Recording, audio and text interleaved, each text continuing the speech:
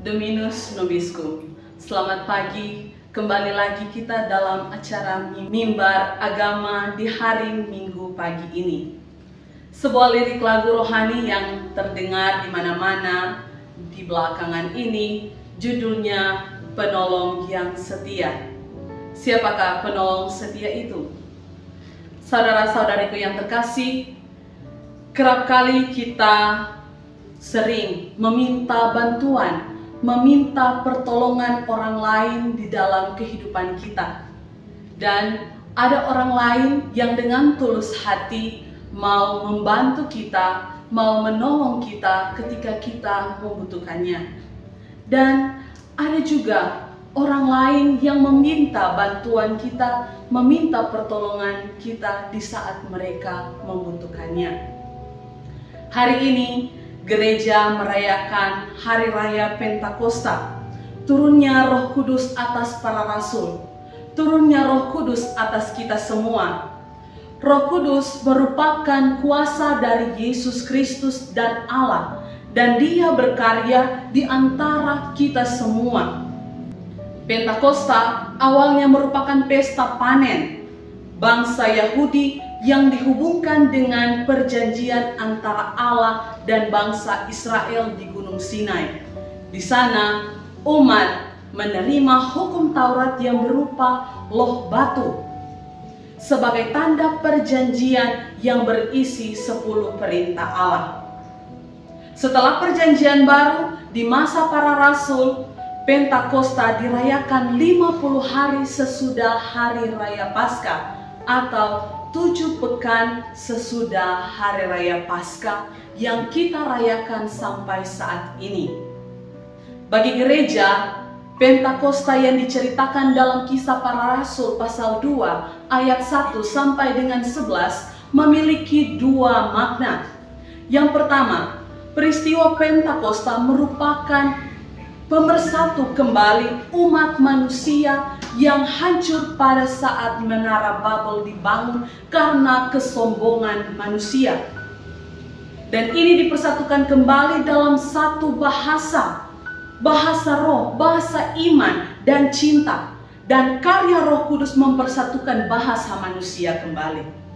Kedua, Pentakosta dengan turunnya Roh Kudus menanamkan hukum cinta Allah kepada manusia dan mempersatukan manusia untuk membarui muka bumi di dalam Yesus Kristus. Dalam bacaan Injil hari ini, Yesus menjanjikan penolong, yaitu Roh Kudus, yang membuat kita bersaksi, membawa kita semua di dalam kebenaran, yang membuat kita taat akan karya kasih Allah, sehingga kita hidup dalam roh dan menghasilkan buah-buah roh, yaitu kasih, sukacita, damai sejahtera, kesabaran, kemurahan, kesetiaan, kebaikan, kelemah lembutan, dan penguasaan diri. Roh Kudus terus berkarya di dalam gereja dan hati kita umat manusia.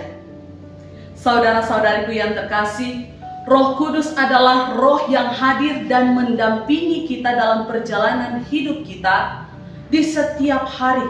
Dia menolong kita lewat sapaan anak-anak, teguran dari teman, kelembutan dari pasangan kita, ajaran dari pemimpin agama, dan di dalam setiap kesempatan Ia menolong, memberikan orang-orang untuk hadir dan menolong untuk kita semua. Mari kita memohon kurnia hikmat agar kita bisa menghargai, bisa mencintai orang lain, mengutamakan cita-cita surgawi. Kita memohon kurnia pengertian agar bisa menyadari dan menemukan karya dan kehendak Allah. Kita mohon kurnia nasihat agar kita bisa melakukan kebaikan kepada sesama kita dengan tulus hati.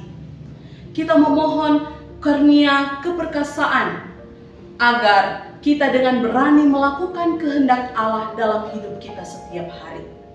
Kita mohon kurnia kesalehan agar bisa menjadi teladan bagi sesama kita, tahu berterima kasih akan kebaikan yang sudah kita terima.